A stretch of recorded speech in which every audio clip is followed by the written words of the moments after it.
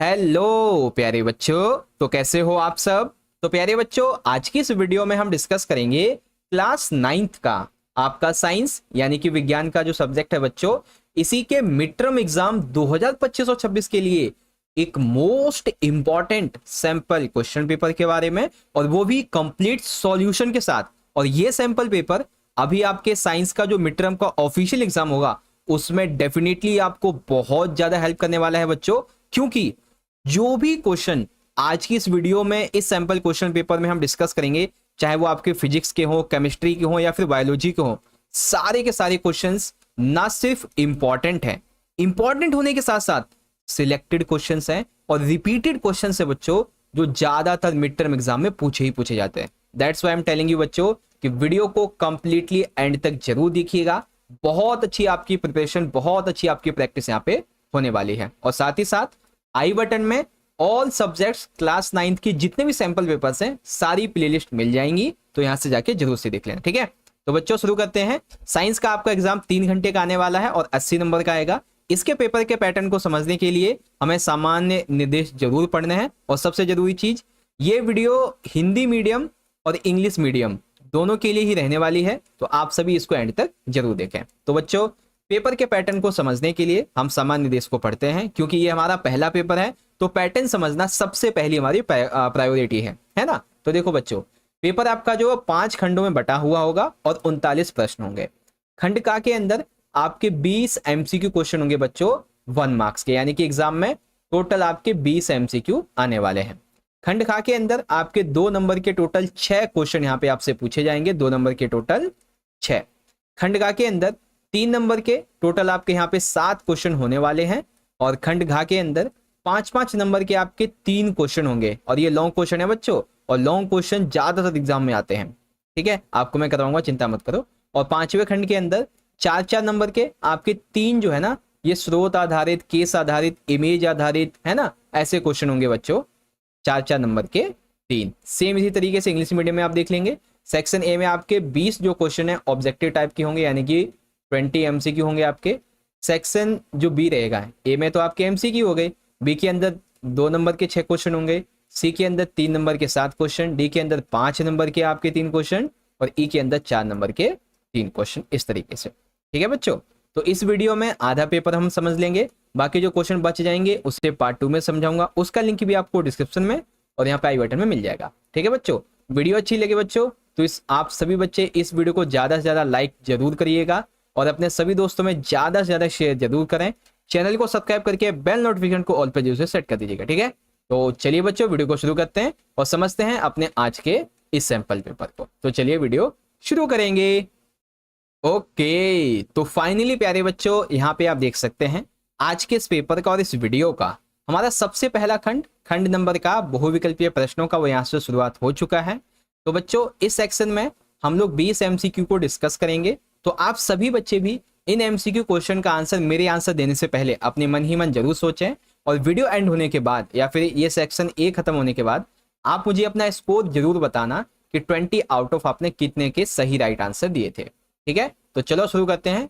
देखिए, हमारा सबसे पहला क्वेश्चन क्या कहता है बच्चों, 25 डिग्री सेल्सियस, 38 डिग्री सेल्सियस और 66 डिग्री सेल्सियस को अगर हम केल्विन मापक्रम में परिवर्तित करेंगे तो इन तापमानों का सही अनुक्रम क्या होगा। तो आप सभी को पता होगा, जब हम सेल्सियस से कन्वर्ट करते हैं केल्विन में, तो हमें क्या करना होता है, सेल्सियस में हमें 273 प्लस कर देना होता है, ठीक है। तो जैसे कि हमारा दिया गया है 25, तो हमें प्लस करना होगा 273, तो आंसर क्या निकलेगा इसका, ये निकलेगा 298 पहले वाले के लिए। उसके बाद इसी तरीके से 38 है, तो हमें इसमें 273 प्लस करना है, तो ये हो जाएगा हमारा 311, ये सेकंड हो गया। उसके बाद 66 है, तो यहाँ पे मैं 273 इसमें भी प्लस करना है, तो क्या निकलेगा 339। तो यहाँ पे ऑप्शन देखेंगे 298 इसमें भी है, इसमें भी है, इसमें भी है, 311 ये वाला है, बिल्कुल हमारा जो ऑप्शन नंबर सी है ये यहाँ पे एकदम करेक्ट हो जाएगा, ठीक है बच्चों। तो हमारा क्वेश्चन नंबर 1 ये हो गया। अब देखो, स्पष्टीकरण में मैंने ये चीज लिखी हुई भी है कि हमने इसे कैसे चेंज किया है। तो सेल्सियस से केल्विन में बदलने के लिए हमें क्या करना होता है, इसमें जोड़ना होता है 273, मैंने लिख भी रखा है स्पष्टीकरण यानी कि एक्सप्लेनेशन में। अब सेम इसी तरीके से इंग्लिश मीडियम में है बच्चों, on converting 25, 38 and 66 degree Celsius into kelvin scale. तो ये क्या रहेगा बच्चों, हमें इसमें ना 273 जो है ये ऐड करना होगा, तो हमारा जो है ऑप्शन नंबर सी निकल के इसमें आ जाएगा। ओके बच्चों, ठीक है, आ गया समझ। चलो अब देखो क्वेश्चन नंबर हमारा सेकंड क्या कहता है कि शुद्ध पदार्थों के लिए निम्नलिखित में से कौन सा कथन सत्य है। यानी कि जो शुद्ध पदार्थ होते हैं, ठीक है, जिन्हें हम बेसिकली प्योर सब्सटेंसेस कहते हैं, तो शुद्ध पदार्थ के लिए हमारा इसमें से कौन सा सही होगा, आओ ध्यान से पढ़ते हैं। देखो पहली बात, शुद्ध पदार्थों में केवल एक प्रकार के कण होते हैं, बिल्कुल सही बात है। जो प्योर सब्सटेंसेस होते हैं उसमें केवल और केवल एक ही तरीके के कण होते हैं, बिल्कुल सही है। शुद्ध पदार्थ यौगिक अथवा मिश्रण हो सकते हैं। अरे भाई, जब पहले ही एक कण बता दिया है तो यौगिक और मिश्रण का तो नाम ही नहीं बनता यहाँ पे, है ना, तो ये गलत हो गया। शुद्ध पदार्थों का संगठन सर्वत्र समान होता है। अब कण एक ही है तो संगठन भी समान ही रहेगा ना इनका, तो ये भी ठीक है। निकिल के अतिरिक्त अन्य सभी तत्वों के द्वारा शुद्ध पदार्थों को दृष्टांतित किया जा सकता है, ये भी गलत है ना। तो यहाँ पे हमारा पहला और तीसरा जिसमें सही होगा, ये रहा देखो बच्चों, पहला और तीसरा। देखो शुद्ध पदार्थ में एक ही तरह के कण होते हैं, उसका संगठन हर जगह समान रहता है, यही उसकी पहचान है। मैंने लिख भी दिया है अच्छे से परिभाषा के तौर पे। अब फॉलोइंग स्टेटमेंट्स जो कि ट्रू है प्योर सब्सटेंस के लिए, तो इसमें पहला हमारा बिल्कुल राइट है कि इसमें केवल एक ही टाइप के पार्टिकल्स होते हैं, और ये जो पार्टिकल्स होते हैं इनका जो क्या नाम है कॉम्पोजिशन होता है वो हमेशा एक ही जैसा होता है एवरीवेयर, तो दैट्स वाई हमारा ऑप्शन ए करेक्ट हो जाएगा। ठीक है, तो एक्सप्लेनेशन में मैंने लिख भी दिया है अच्छे से। ठीक है, चलो अब हमारा क्वेश्चन नंबर थर्ड, बहुत इंपॉर्टेंट है, अच्छा प्रश्न है, और यहाँ पे आपका एक 2 नंबर का क्वेश्चन भी पूरा हो जाएगा। क्वेश्चन आपसे पूछा जा सकता है बच्चों कि कोशिका फूल जाती है क्यों, है ना, तो वही क्वेश्चन है, कोशिका फूल जाएगी यदि कोशिका के बाहर चारों ओर उपस्थित जल के अणुओं की सांद्रता कोशिका के भीतर जल के अणुओं की सांद्रता से अधिक हो। कोशिका का फूलेगी बच्चों जब कोशिका के चारों ओर जो जल है, ठीक है, जल के जो अणु हैं उनकी मात्रा इसके अंदर उपस्थित जो जल के अणु उसकी मात्रा से अधिक होगी, तो कोशिका डेफिनेटली फूल जाएगी।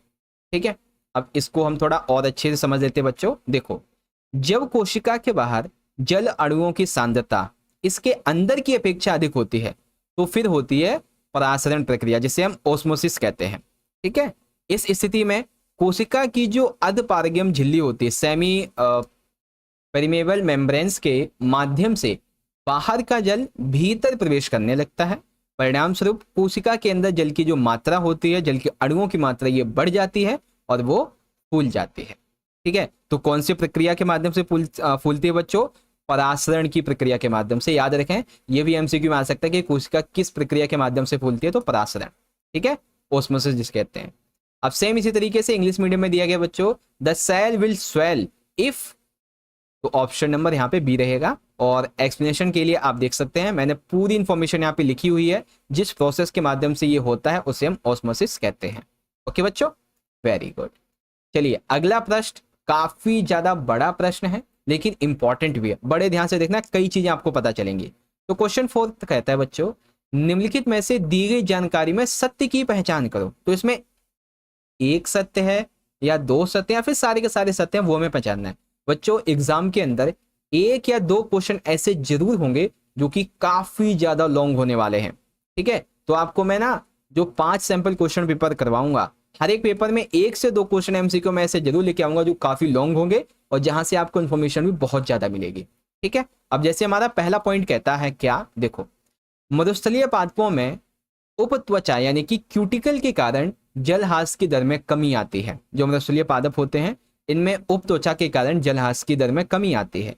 यह एक मोटी मोमी परत होती है जो पौधों की पत्तियों, पौधों के तनों और अन्य वायवीय भागों को ढककर जल वाष्पोत्सर्जन को कम करती है। क्यूटिकल पौधों को शुष्क वातावरण में जल संरक्षण में मदद करता है और साथ ही बाहरी रोगाणुओं से भी इसको सुरक्षा प्रदान करता है। तो कुल मिला के जो मरुस्थलीय पादप हैं इनके बारे में यहाँ पे बात की गई है, और जो भी बातें यहाँ पे की गई हैं, क्या क्या बातें की गई हैं दोबारा सुन लो एक बार। देखो, जो मरुस्थलीय पौधे होते हैं इनमें उपत्वचा के कारण जलहास की दर में कमी हो जाती है।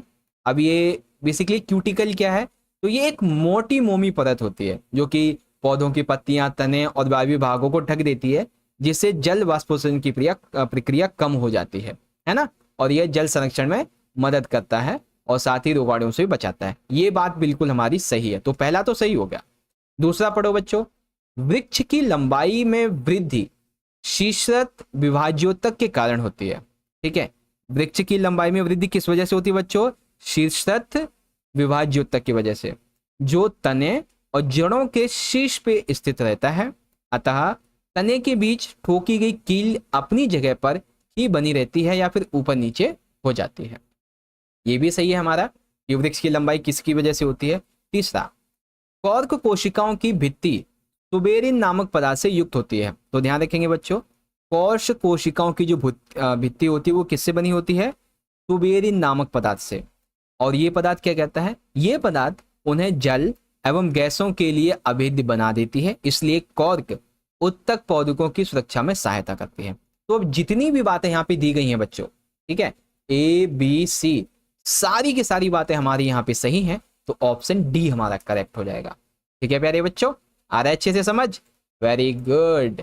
अब जो बच्चे इंग्लिश मीडियम के हैं, I request to all of you कि आप इसे यहाँ पे पढ़ें अच्छे से।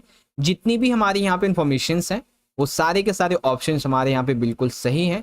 तो जो यहाँ पे कहा गया कि identify the truth from the following information, तो यहाँ पे डेजर्ट प्लांट के बारे में, ठीक है, जो भी यहाँ पे इंफॉर्मेशन और भी दी हुई है सब की सब हमारी यहाँ पे सही है।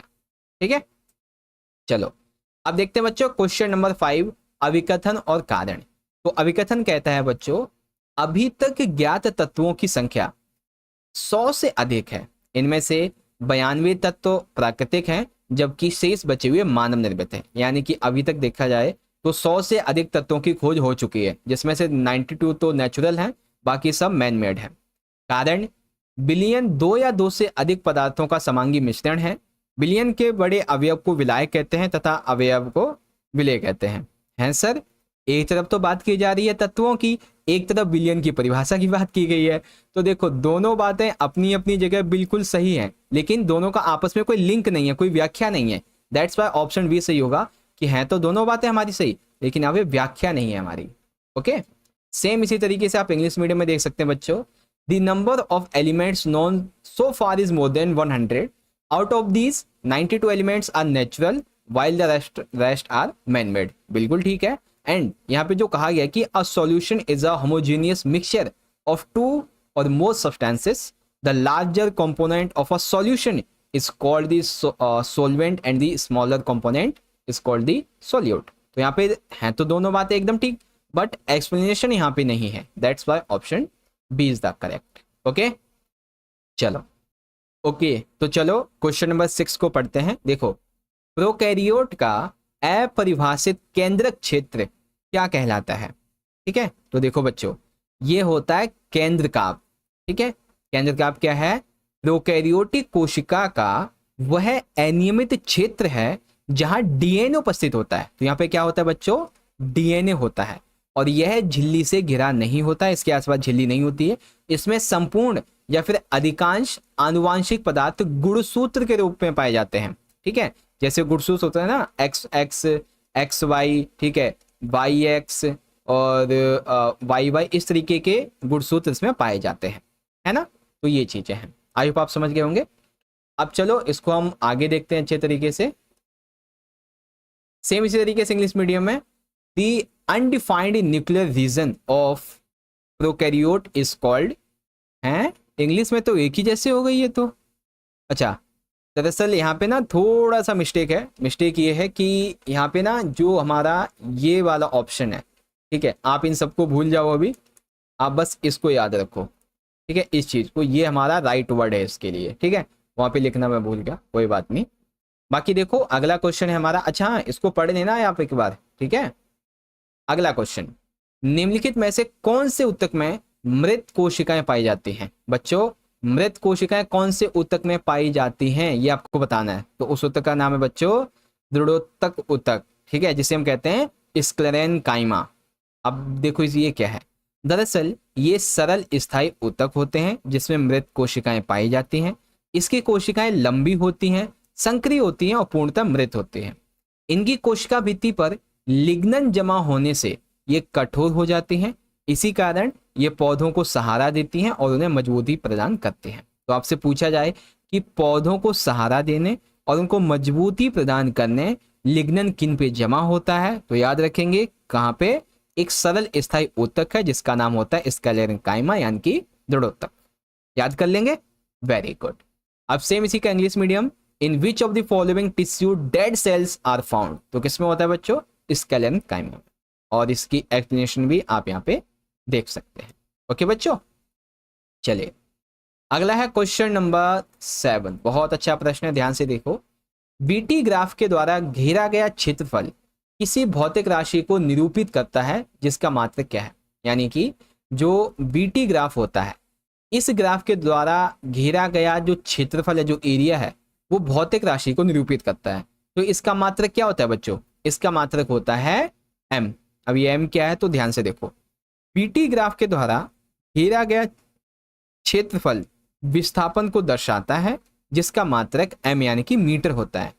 क्योंकि वेग का जो मात्रक है वो मीटर सेकंड होता है ms, और समय का मात्रक सेकंड है, इसीलिए बीटी ग्राफ का क्षेत्रफल वेग into time equal to metre second into क्या नाम है s इक्वल टू m। इसीलिए यह क्षेत्रफल विस्थापन का प्रतिनिधित्व करता है। ठीक है, तो m हमारा आंसर कैसे निकला, इसके पीछे की हिस्ट्री क्या है, सब आपको बता दी है। ठीक है बच्चों, चलो सेम इसी तरीके से इंग्लिश मीडियम में, the area enclosed by the BT graph represents a physical quantity whose unit is m। अभी m यूनिट कैसे निकलती है हमारी, उसके लिए भी एक्सप्लेनेशन लिखी हुई है। ठीक है, चलो अब हमारा क्वेश्चन नंबर 8। इसमें क्या कहा गया है कि निम्नलिखित में सही कथन को चुनिए, जो सही लगे वो आपको दिखाना है।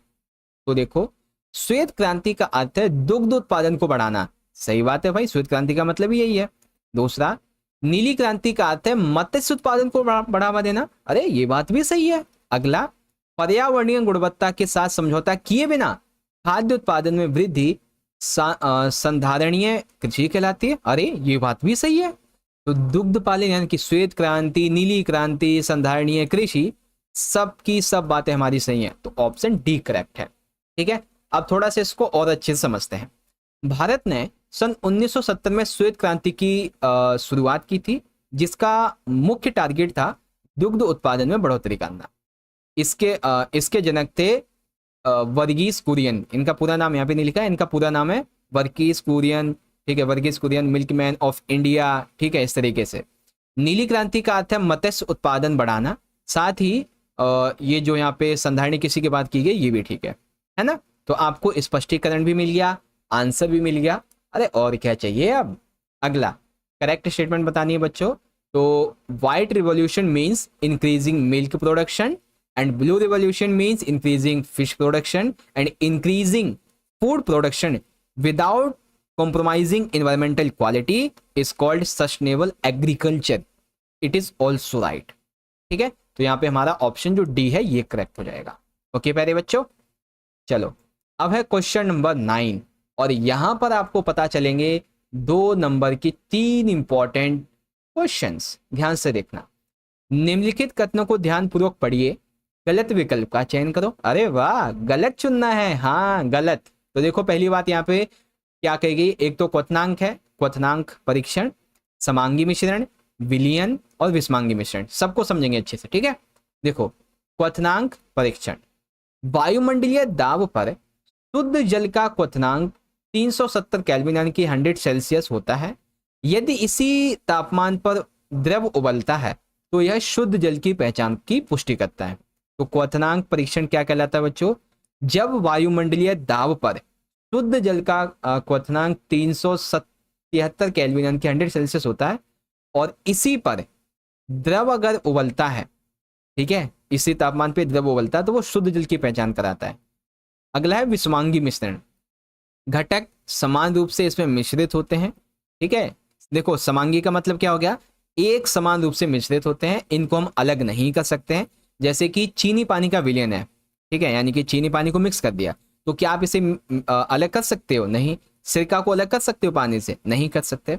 ऐसे ही विषमांगी मिश्रण है, घटक समान रूप से मिश्रित नहीं होते हैं, भौतिक रूप से अलग किया जा सकता है, घटकों को हम आसानी से देख भी सकते हैं, जैसे कि दूध है, ठीक है, दूध, स्याही, पेंट, चीनी, नमक, इस तरीके से, है ना। तो ये यहाँ पे बातें कही गई हैं, ओके। लेकिन जो विलयन की बात है ये गलत है। क्यों गलत है? क्योंकि ये विषमांगी नहीं बल्कि समांगी मिश्रण होता है, इसमें कणों का आकार बड़ा होता है, अतः ये आंख से देखे जा सकते हैं, ठीक है। ये वाला गलत है, विलयन वाला। तो क्वेश्चन नंबर 9 के लिए हमारा कौन सा गलत हो जाएगा? Solution is wrong. तो बॉइलिंग पॉइंट टेस्ट ये भी सही है, होमोजेनियस मिक्सचर भी सही है, हेट्रोजेनियस मिक्सचर ये भी ठीक है हमारा, ओके बच्चों। चलो क्वेश्चन नंबर 10, इसमें कहा गया है कौन सा पेशी युग्म अनैच्छिक पेशियों के रूप में कार्य करता है। तो बच्चों देखो यहाँ पे अगर आप ध्यान से देखें तो स्तरित पेशियां नहीं, चिकनी पेशियां और हृदय पेशियां ये अनैच्छिक पेशियों के रूप में कार्य करती हैं। कौन सी? चिकनी और हृदय पेशी। तो अब ये चिकनी और हृदय पेशी क्या होती है इनको भी समझ लो जरा। देखो पहले बात करेंगे चिकनी पेशियों की, फिर हृदय पेशियों की। चिकनी पेशियां यानी कि स्मूथ मसल्स। चिकनी पेशियां लंबी तुर्की आकार की होती हैं और एक केंद्रक वाले, यानी कि ये एक केंद्र होता है इनमें। आंतों, मूत्राशयों, श्वसन नली आदि में ये पाई जाती हैं और हमारी इच्छा से नियंत्रित नहीं होती है। स्मूथ है लेकिन हमारी इच्छा से नहीं चलते। हृदय पेशियां यानी कि कार्डिक मसल्स ये केवल हृदय में ही होती हैं, जीवन भर स्वतः यानी कि अपने आप ही ये कार्य करती रहती हैं। इनका भी नियंत्रण हमारी इच्छा से बाहर होता है, इसीलिए चिकनी और हृदय पेशियां अनैच्छिक पेशियां होती हैं, क्योंकि ये हमारी इच्छा से नहीं चलती, चाहे वो चिकनी पेशी हो चाहे वो हृदय पेशी हो, ठीक है। दोनों में क्या डिफरेंस है ये भी आपको समझ में आ गया होगा, किसका क्या काम है, कौन कहां पाई जाती हैं ये भी आपको समझ में आ गया होगा, ठीक है, चिकनी और हृदय पेशियां। चलो बच्चों इंग्लिश में देखेंगे, which muscle pair acts as involuntary muscles. तो स्मूथ एंड हार्ड मसल्स, ठीक है। अब यहाँ पे स्मूथ मसल्स कहाँ कहाँ पर पाए जाते हैं, ये क्या काम करते हैं, कार्डिक मसल कहाँ पाए जाते हैं, ये क्या काम करते हैं, सारी चीजें यहाँ पे लिखी हुई हैं, ठीक है। चलो अब है क्वेश्चन नंबर 11, बहुत अच्छा प्रश्न है बच्चों। तरल में प्रवाह का अद्वितीय गुण होता है। सिंपल सी बात है, कोई भी चीज जो तरल होती है ये बहुत तेजी से प्रवाह कर सकती है, चाहे वो जल वगैरह हो, वटएवर। तो इनमें से कौन सा कथन इसके लिए सही है वो बताओ। तो बच्चों देखो यहाँ पे अगर आप थोड़ा ध्यान से देखें, गैस तथा द्रव तरल के समान व्यवहार करते हैं, ठीक है। अच्छा एक सेकंड रुको, आपको ना सारे ऑप्शन में एक बार पढ़ के समझाता हूँ। पहला ऑप्शन कहता है कि केवल गैस तरल के समान व्यवहार कर सकती है, ये गलत है, क्योंकि तरल जो है वो भी तो करेगा ना, है ना। अब गैस तथा ठोस तरल के समान व्यवहार कर सकती है, नहीं। केवल द्रव तरल के समान व्यवहार कर सकता है, ये भी गलत है, क्योंकि गैस और द्रव ये दोनों ही तरल के समान व्यवहार कर सकते हैं। अब देखो द्रव और गैस द्रव कहे जाते हैं क्योंकि ये बह सकते हैं, इनके कण स्वतंत्र रूप से गति करते हैं, जबकि ठोस के कण स्थिर रहते हैं और केवल कंपन करते हैं। दैट्स वाई बी ऑप्शन सही है। अब इसका इंग्लिश मीडियम में देखो, liquid has a unique property of flow. तो उसके लिए जो हमारी स्टेटमेंट है वो ये है कि gases and liquids behave like liquids. That's why option b correct, okay. अगला है क्वेश्चन नंबर 12, बहुत अच्छा प्रश्न है बच्चों, ध्यान से समझिएगा। अन्न भंडार के नियंत्रण और रोकथाम के लिए कौन सा उपाय किया जाता है। तो बच्चों जब हम अन्न भंडार करते हैं तो हम पहले तो जो भंडारण कक्ष है जहाँ पे हमें अन्न रखना, जहाँ पे हमें अपने गेहूं के बोरे, मक्के के बोरे रखने हैं, वहाँ भली भांति हम जांच कर लेते हैं स्वच्छता है या नहीं। उत्पाद को अच्छी तरह से सुखाना, जैसे गेहूं है, मक्का है या फिर मूंगफली वगैरह हो गई, अगर इन्हें हम अच्छे से सुखाएंगे नहीं तो इनमें कीड़े लग जाएंगे, ये सड़ने लगेंगे अपने आप। तो अच्छे से सुखाना और धूमन करना, that's why option D correct है। अब थोड़ा और अच्छे से सुनते, ठीक है। देखो अन्न भंडारण को सुरक्षित रखने के लिए कई उपाय किए जा सकते हैं। एक तो भंडारण कक्ष जो है इसको स्वच्छ रखना, सूखा रखना और अनाज को पूरी तरीके से सुखाना और समय समय पर धूमन करना। गोदाम और भंडार गृह में अनाज के बोरों के बीच का मार्ग होना चाहिए, यानी कि ये नहीं कि बिल्कुल सटा सटा के रख दो, थोड़ा थोड़ा गैपिंग जरूर होना चाहिए ताकि उनका निरीक्षण और धूमन आसानी से किया जा सके, उनकी चेकिंग की जा सके कभी भी, है ना। ये चीजें हैं, तो ऑप्शन डी है। सेम इसी तरीके से इंग्लिश में बच्चों हमारा कि which measures is taken to control and prevent food storage. तो यहाँ पे सारी की सारी बातें हमारी सही हैं, तो ऑप्शन डी करेक्ट हो जाएगा। और एक्सप्लेनेशन के लिए ये बात यहाँ पे लिखी हुई है। ठीक है, चलो अब है क्वेश्चन नंबर 13। इसमें पूछा गया अभिकथन और कारण। तो देखो अभिकथन हमसे क्या कह रहा है, अभिकथन कहता है भविष्य में समुद्री मछलियों का भंडार कम होने की अवस्था में इन मछलियों की पूर्ति संवर्धन के द्वारा हो सकती है।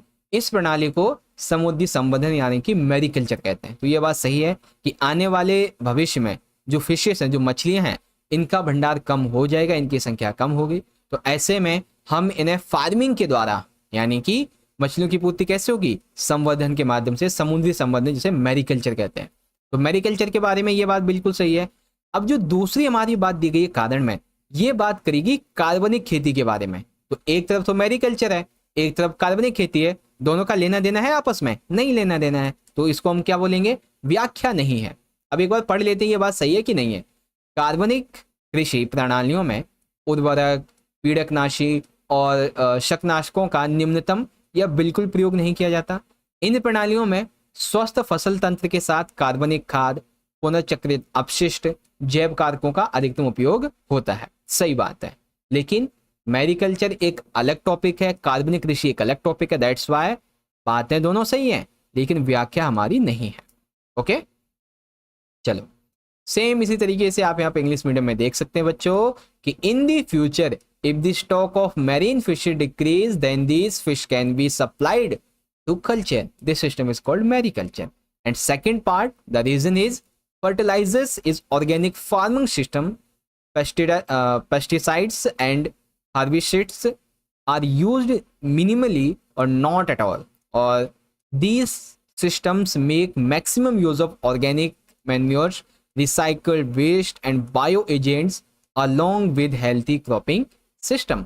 तो एक तरफ मैरीकल्चर की बात है और एक तरफ फर्टिलाइजर्स की बात है, तो दोनों ठीक है, बट एक्सप्लेनेशन यहाँ पे नहीं है।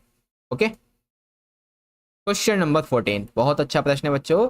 निम्नलिखित में से कौन सा रसधानी यानी कि वैक्यूल का कार्य नहीं है? तो बच्चों रसधानी जो है, ध्यान से देखना, रसधानी का कार्य कोशिका में पानी, लवण और पोषक तत्वों इनका संग्रहण करना होता है।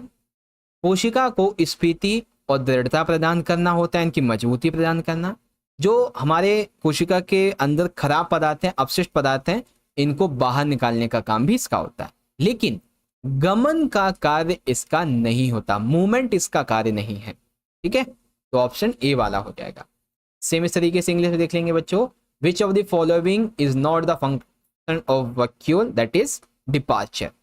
ठीक है, और फंक्शन के क्या कार्य हैं वो भी आपको मैंने बता दिए हैं। अथवा अमीबा भोजन किस प्रक्रिया द्वारा ग्रहण करता है? तो अमीबा जो है बच्चों, ये अपना भोजन किस प्रक्रिया के माध्यम से ग्रहण करता है? इसका आंसर लिखा हुआ ही है, वैसे तो मैं कमेंट में पूछने वाला था, चलो कोई बात नहीं। देखो अमीबा जो है ये भोजन प्राप्त करने के लिए अंतः कोशिकता, ठीक है, किसका, अंतः कोशिका का उपयोग करता है। अब कैसे? इसमें कोशिका जो होती है वो अपने झिल्ली से बाहर पदार्थ को अंदर खींच लेती है। इसी प्रक्रिया में फैगोसाइटोसिस यानी कि भक्षण भी सम्मिलित होता है, जिसके द्वारा अमीबा अपने भोजन को निगल लेता है। ठीक है, तो अमीबा जो है ना वो किस माध्यम से अपने भोजन को बनाती है? तो ऑप्शन मतलब ग्रहण करती है ए वाला। अब है क्वेश्चन नंबर 15। इसमें थोड़ा सा आपको दिमाग लगाना है, आंसर बिल्कुल क्वेश्चन में ही है। काम करते समय या फिर दौड़ते समय आप अपने हाथ, पैर आदि अंगों को हिलाते हैं। जब आप काम कर रहे होते हैं, दौड़ रहे होते हैं, चल रहे होते हैं, तो आपके हाथ, पैर आदि जो अंग है वो हिलते हैं, है ना। तो इस मामले में कौन सा सही होगा? तो ध्यान से देखो, चिकनी पेशियां संकुचित होकर अस्थियों को चलायमान करने के लिए स्नायु खींचती हैं, नहीं। कंकाल पेशियां संकुचित होकर अस्थियों को चलायमान करने के लिए कंडराओं को खींचती हैं। बी वाला ऑप्शन हमारा सही होगा कि जो कंकाली पेशियां होती हैं, ठीक है, थोड़ा और अच्छे समझो। कंकाल पेशियां रेखित पेशियां होती हैं, यह हमारी इच्छा से कार्य करती हैं। जब ये सिकुड़ती हैं तो कंडरा को खींचती हैं, और कंडरे अस्थियों से जुड़े होने के कारण अस्थियां भी हिलती हैं। इसी कारण हम अपने हाथ पैर चला पाते हैं। ठीक है बच्चों, तो इस तरह से आपका बी हो जाएगा। सेम इसी का इंग्लिश वर्जन देखेंगे बच्चों। While working and running, you move your hands legs etc which of the following statement is correct? That is option B. Skeletal muscles contract pull tendons to move bones. अब ये कैसे यहाँ पे मैंने explain किया है, तो ये आपकी एक्सप्लेनेशन आप यहाँ पे देख सकते हैं। ठीक है बच्चों, अभी अभी हमने परासरण के बारे में एक एमसीक्यू किया था, है ना, आपको कोशिका वाले में बताया था। तो परासरण की आपको सही परिभाषा चुननी है। ठीक है, तो जब आप इसे पढ़ें तो देखो, विलायक अणुओं का अधिक सांद्रता से निम्न सांद्रता की ओर जाना नहीं, पारगम्य झिल्ली से होकर विलायक अणुओं का अधिक सांद्रता से निम्न सांद्रता की ओर विलयन की ओर जाना नहीं। जो सीधा है सीधी उसी की बात करेंगे। परासरण वह प्रक्रिया है जिसमें अर्ध पारगम्य झिल्ली के माध्यम से जल के अणुओं का अधिक सांद्रता वाले क्षेत्र से निम्न सांद्रता वाले क्षेत्र की ओर चलना ही परासरण कहलाता है। ओके, सेम ऐसे ही करके इंग्लिश मीडियम में ऑस्मोसिस की जो हमारी डेफिनेशन है वो क्या है? Option D. ओके, चलिए क्वेश्चन नंबर 17, इसमें कहा गया बच्चों कि कोई कण यानी कि त्रिज्या आर के वृत्त पथ में गमन कर रहा है। ठीक है, मान लेते हैं कि ये हमारा एक सर्कल है। अब ये जो कण है वो इसकी ना गति कर रहा है, इसकी त्रिज्या यहाँ पे आर है। ठीक है, ये इसकी गति कर रहा है। अर्धवृत्त पूरा होने के पश्चात इसका विस्थापन क्या होगा? मान लेते हैं उसने यहां से शुरुआत की कण ने और वो यहाँ पे पहुंच गया। ठीक है, अब उसने अर्धवृत्त पूरा कर लिया, तो अर्धवृत्त जब पूरा किया तो इसका कितना विस्थापन होगा बच्चों? 2r होगा, यानी कि ये वाला स्पष्टीकरण देखो। विस्थापन हमेशा प्रारंभिक और अंतिम स्थिति के बीच की न्यूनतम दूरी का कण होता है, मतलब न्यूनतम दूरी होती है। तो विस्थापन शुरू यहां से हुआ और एंड यहां पर हुआ। ठीक है, स्टार्टिंग यहां पर हुई और आधे पे आके रुक गया, तो कितना हुआ? 2r। यदि कोई कण वृत्त का अर्धवृत्त पूरा करता है तो उसकी प्रारंभिक और अंतिम स्थिति वृत्त के व्यास के 2 सिरों पर होती है, इसलिए विस्थापन व्यास कितना हो जाएगा? 2r। ओके, अब सेम इसी का इंग्लिश मीडियम में, any particle radius is moving in a circular path after completing the semi circle it's displacement will be 2r। अब 2r कैसे है तो आपको बता दिया मैंने, है ना।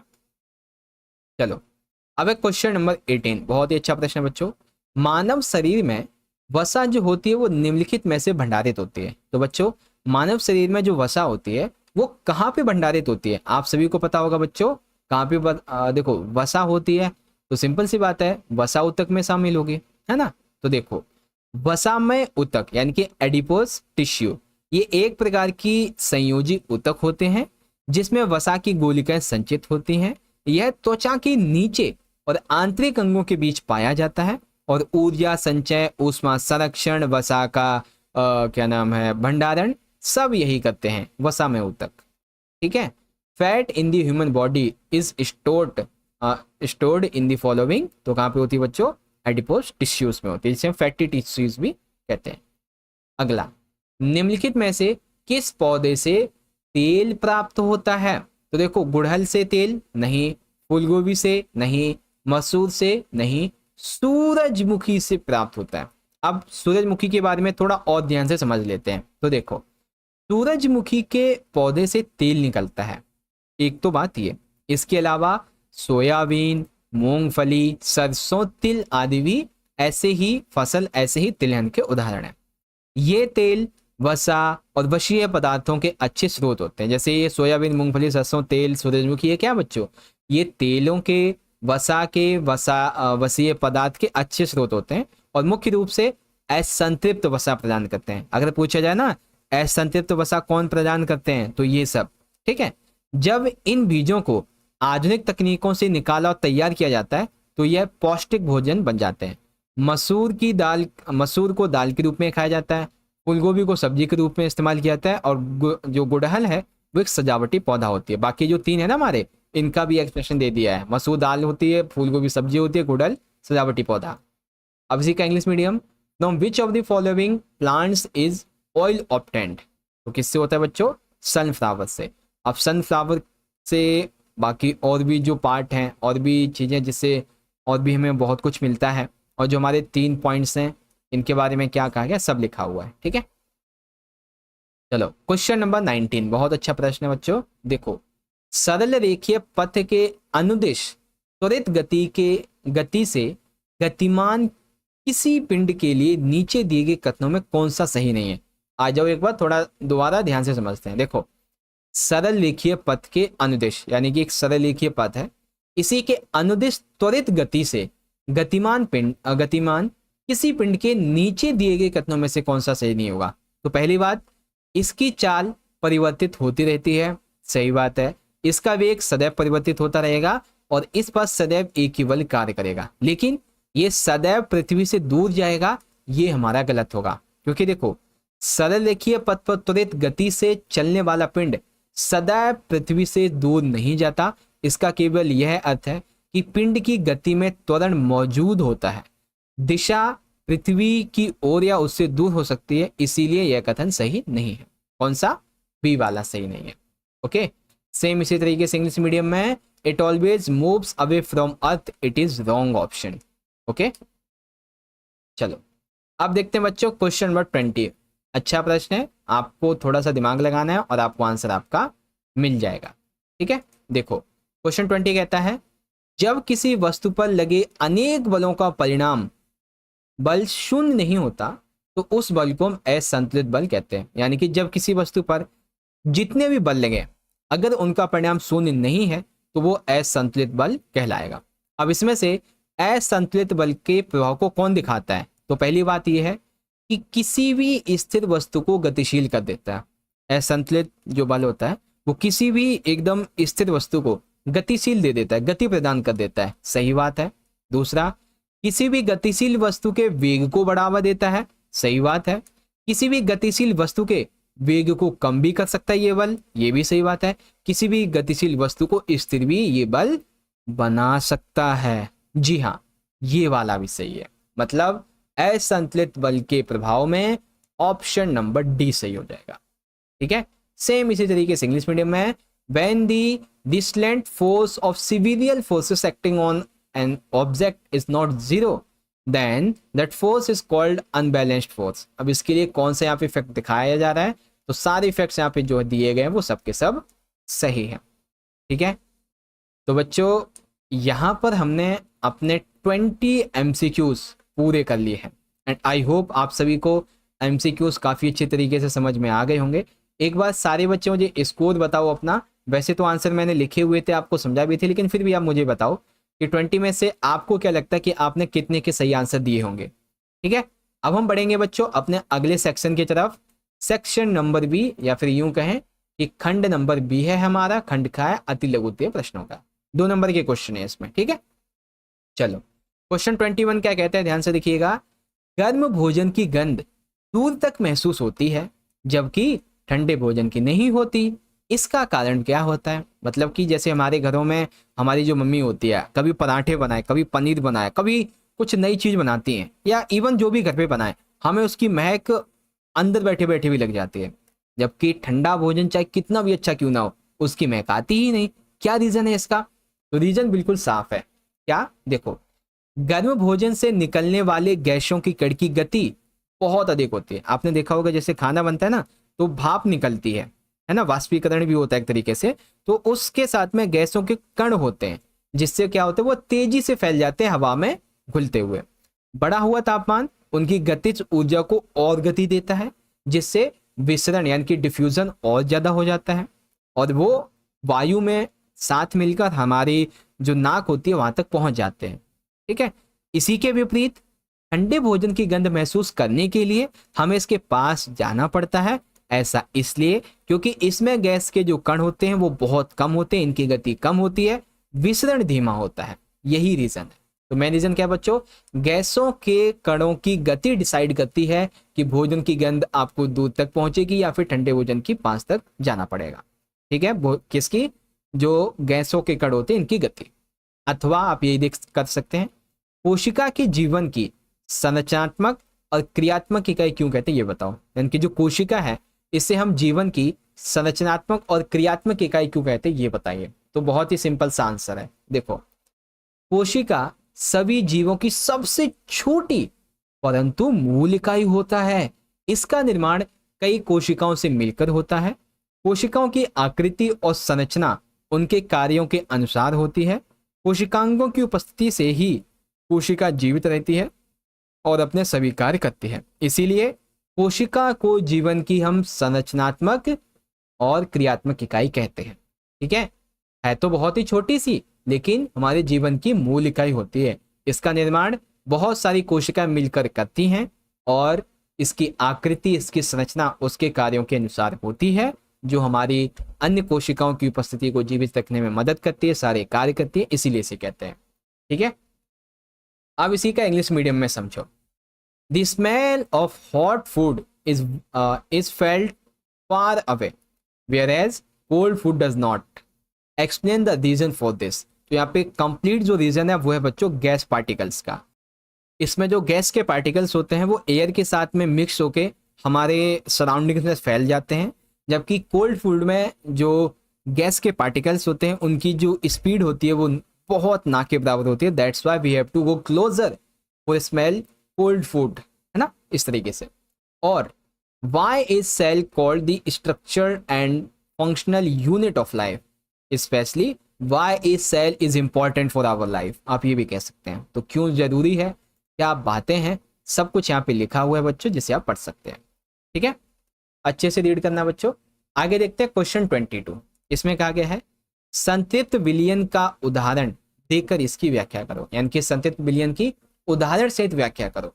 तो बच्चों संतृप्त विलयन क्या होता है, बड़े ध्यान से समझो। देखिए, जब किसी निश्चित तापमान पर किसी विलेय की और अधिक मात्रा विलायक में नहीं घुल सकती तो उसकी अवस्था को संतृप्त विलयन कहते हैं। समझ गए क्या है बच्चों? देखो, किसी भी एक निश्चित तापमान पर, एक निश्चित टेम्परेचर पर जब किसी विलेय की और अधिक मात्रा विलायक में नहीं घुल सकती तो उस अवस्था को संतृप्त विलयन कहते हैं। इसका अर्थ यह है कि विलायक में विलेय की अधिकतम मात्रा पहले ही घुल चुकी है और अब अतिरिक्त विलेय नीचे अवक्षेपित होने लगता है। एग्जाम्पल के लिए मान लेते हैं 25 ml पानी को हमने एक बीकर में लिया, 25 नहीं 50 है, मान लीजिए ये एक बीकर है। अब हमने क्या किया, इसमें ना ये हमने कुल मिला के 50 ml पानी ले लिया। उसमें सोडियम क्लोराइड यानी कि नमक को धीरे धीरे मिलाया जाए तो शुरू में नमक पूरी तरह घुल जाएगा। अब हमने क्या किया, पहले एग्जाम्पल के लिए हमने 10 ग्राम नमक इसमें मिलाया तो वो धीरे धीरे करके घुल गया। ठीक है, फिर हमने इसमें 10 ग्राम और मिलाया, वो भी घुल गया।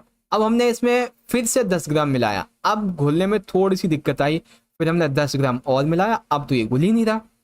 ठीक है, तो अधिक नमक डालने पर घुलना बंद कर देगा और तली में जमा होने लगेगा। इसीलिए इसे संतृप्त विलयन कहते हैं, क्योंकि विलेय की जितनी मात्रा अधिक हो सकती थी उसमें घुलने की वो पहले ही घुल चुकी है, इसीलिए इसको संतृप्त विलयन कहा जाता है।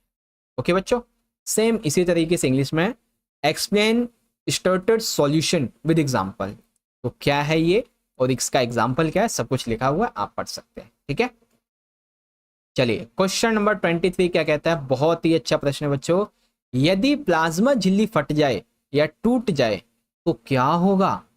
ठीक है, प्लाज्मा झिल्ली अगर फट जाती, टूट जाती है तो क्या होगा? तो देखो, यदि कोशिका की प्लाज्मा झिल्ली फट जाती है, टूट जाती है, तो कोशिका के अंदर मौजूद रासायनिक जो घटक हैं वो बिखर जाएंगे और यह अपने आवश्यक कार्यों को जारी नहीं कर पाएगी और ऐसी स्थिति में कोशिका नष्ट हो जाती है और लाइसोसोम जैसे अंग भी प्रभावित हो सकते हैं, जिससे हमारी बॉडी, हमारे ऊतक बहुत कुछ डैमेज हो जाएगा। ठीक है, दूसरा, कोशिका का कौन सा अंग बिजली घर है और क्यों है? तो बच्चों, माइटोकॉन्ड्रिया को कोशिका का बिजली घर कहा जाता है क्योंकि यह जीवन की विभिन्न जैव रासायनिक प्रक्रियाओं को संचालित करने के लिए ऊर्जा यानी कि एटीपी का उत्पादन करता है। इसका स्वयं का अपना डीएनए और राइबोसोम होते हैं, जिससे यह आवश्यक प्रोटीन भी स्वयं ही बना लेती है या फिर बना लेता है ना। तो माइटोकॉन्ड्रिया को इसका बिजली घर कहते हैं, क्यों कहते हैं, सब लिखा हुआ है। ओके, सेम इसी तरीके से इंग्लिश मीडियम में है बच्चों, तो इसको पढ़ते हैं। पहला है बच्चों, what happens if plasma membranes ruptures और ब्रेक्स डाउन और which organ of the cell is the power house and why? पहले का आंसर ये, दूसरे का आपका ये है। ठीक है, चलो क्वेश्चन नंबर 24। थोड़ा सा ना ये आपका मैथमेटिकल है। हम एक लकड़ी के बक्से को 200 न्यूटन बल लगाकर उसे नियत वेग से फर्श पे ढकेलते हैं।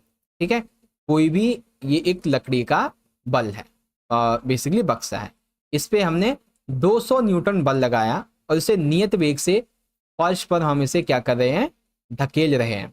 बक्से पर लगने वाला घर्षण बल क्या होगा समझाइए। तो बच्चों देखो, क्योंकि बक्सा नियत वेग से चल रहा है, इसका अर्थ ये है कि उस पर कोई परिणामी बल यानी कि नेट फोर्स काम नहीं कर रहा है। इसका तात्पर्य है कि हमारे द्वारा लगाए गए बल को घर्षण बल संतुलित कर रहा है, इसीलिए बक्से पर कार्य कर रहा घर्षण भी 200 न्यूटन का ही होगा, परंतु वह हमारे बल के विपरीत दिशा में कार्य करेगा। अतः घर्षण बल 200 न्यूटन ही रहेगा, लेकिन विपरीत दिशा में होगा। जितना बल हम लगा रहे हैं उतना ही बल विपरीत दिशा में हमारे लिए लगाया जा रहा है।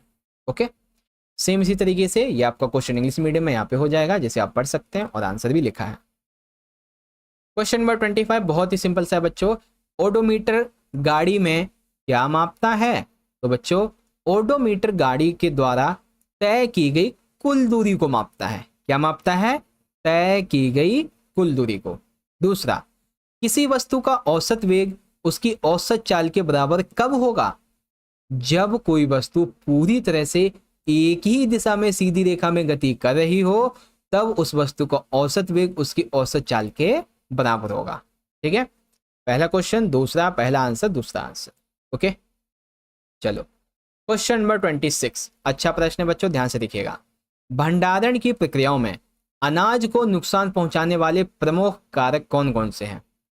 तो बच्चों, भंडारण के दौरान अनाज को दो प्रकार के कारकों से हानि हो सकती है। एक तो होते हैं हमारे जैविक कारक, एक होते हैं अजैविक या फिर भौतिक कारक। जैविक कारक जैसे कि कीट हो गए, चूहे, कवक, चिंचड़ी या जीवाणु, जो अनाज सड़ा सकते हैं, अनाज खा सकते हैं, गेहूं, घुन वगैरह जो हो गए ये सब। अजैविक और भौतिक कारक में जैसे कि अत्यधिक नमी होना, तापमान का ज़्यादा कम या फिर कहें उचित तापमान का अभाव होना, जो अनाज की गुणवत्ता और भंडारण अवधि को प्रभावित कर सकता है। ठीक है, इसके अलावा आप ये वाला क्वेश्चन कर सकते हैं, अगर आपको ये नहीं आता है तो ये वाला, कि फसल कितने प्रकार के मौसम में उगाई जाती हैं, खरीफ और रबी फसलों के बीच क्या अंतर है, उदाहरण से समझाइए। तो आ जाओ बच्चों, इसको भी समझ लेते हैं। देखो, भारत में फसल मौसम के अनुसार दो प्रकार के होते हैं। एक तो होती है बच्चों खरीफ फसल और एक होती है रबी फसल। ठीक है, खरीफ फसल के पहले बात करेंगे, रबी फसल के फिर कर लेंगे, मतलब इसी वीडियो में। ठीक है, देखो खरीफ फसल, ये फसलें बरसात के मौसम में बोई जाती हैं, आमतौर पर जून से अक्टूबर तक। इन्हें गर्मी और अधिक नमी की आवश्यकता होती है, जैसे कि चावल, धान, सोयाबीन, काला चना, हरा चना, इस तरह से। ठीक है, कब से? जून से अक्टूबर। रबी फसल की बात करें तो ये फसलें सर्दियों में यानी कि नवंबर से लेकर अप्रैल तक उगाई जाती हैं। इन्हें ठंडे मौसम और कम पानी की आवश्यकता होती है, जैसे गेहूं, चना, मटर, सरसों, असली, अलसी बेसिकली। अब आप कहोगे सर जी चना तो उसमें भी है, ये काला चना है, ये हरा चना है, और ये सिर्फ चना है, ये अलग चना है। ठीक है, रबी फसल वाला अलग चना होता है। तो ये चीज़ें। अब इसी के क्वेश्चंस को इंग्लिश मीडियम में देखो। What are the main factors that damage grains during the storage process? तो एक तो बायोटिक फैक्टर्स हैं और अबायोटिक या फिर फिजिकल फैक्टर्स हैं। ठीक है, in how many types of climates are crops grown? What is difference between kharif and rabi crops? With example explain करो। तो मानसून या फिर खरीफ सीजन कह लीजिए, एंड विंटर क्रॉप्स, ये चीज़ें हैं। ओके, तो यहाँ पर हमने अपना सेक्शन नंबर बी जो है इसको भी बहुत अच्छे से समझ लिया है।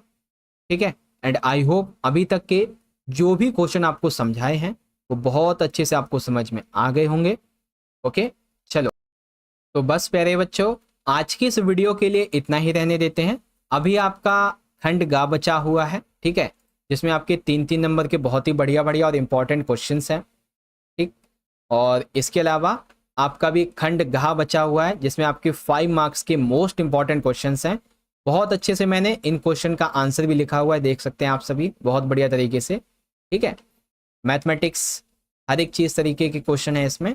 इसके अलावा 5वां खंड केस आधारित वाला रह गया अभी, तो इन तीनों को ही, ठीक है, जितने भी खंड अभी तक आपको मैंने बताए हैं, एक तो आपका गा, फिर घा और ना, इन तीनों ही खंड को आपको मैं पार्ट 2 वाली वीडियो में समझाऊंगा। पार्ट 2 की वीडियो का लिंक आपको वीडियो के डिस्क्रिप्शन बॉक्स में भी मिल जाएगा बच्चों, और यहाँ पर आई बटन में भी मिल जाएगा ऑल सब्जेक्ट्स, ठीक है, 9th के ऑल सब्जेक्ट्स का सैंपल पेपर। तो अब प्यारे बच्चों, आप सभी को ये वीडियो अच्छी लगी हो, पहला सैंपल पेपर कैसा लगा, ठीक है, एक बार ना आप सारे बच्चे ईमानदारी से, जितने बच्चे इस वीडियो को देखे हैं अभी तक, आप ना मुझे कमेंट बॉक्स में बताना कि जैसे मैंने आपको एमसीक्यू क्वेश्चन आंसर करवाए, ठीक है, जैसे मैंने आपको 2 नंबर के क्वेश्चन करवाए, क्या आपको ये अच्छे से समझ में आए, जितने भी मैंने आपको करवाए हैं, विद इन एक्सप्लेनेशन, बहुत अच्छे तरीके से, चाहे वो आपका एमसीक्यू का क्वेश्चन ही क्यों ना हो, उसकी भी एक्सप्लेनेशन मैंने दी हुई है ना। एक बार कमेंट में बताना, और वीडियो अच्छी लगी है तो लाइक जरूर करें बच्चों, अपने सभी क्लासमेट्स में ज़्यादा से ज़्यादा इसे शेयर कीजिए और हमारा सपोर्ट कीजिए। बाकी आप सभी के लिए हम ऐसे ही 5+ इंपॉर्टेंट सैंपल क्वेश्चन पेपर जरूर लेके आएंगे, वो भी बहुत अच्छे से सॉल्यूशन के साथ में। बस आप लाइक शेयर कमेंट करते रहिए, ठीक है। मिलते हैं बच्चों आपसे अगली वीडियो में, तब तक के लिए पढ़ते रहिए और अपना ख्याल रखिएगा। बहुत बहुत धन्यवाद। जय हिंद, जय भारत, वंदे मातरम।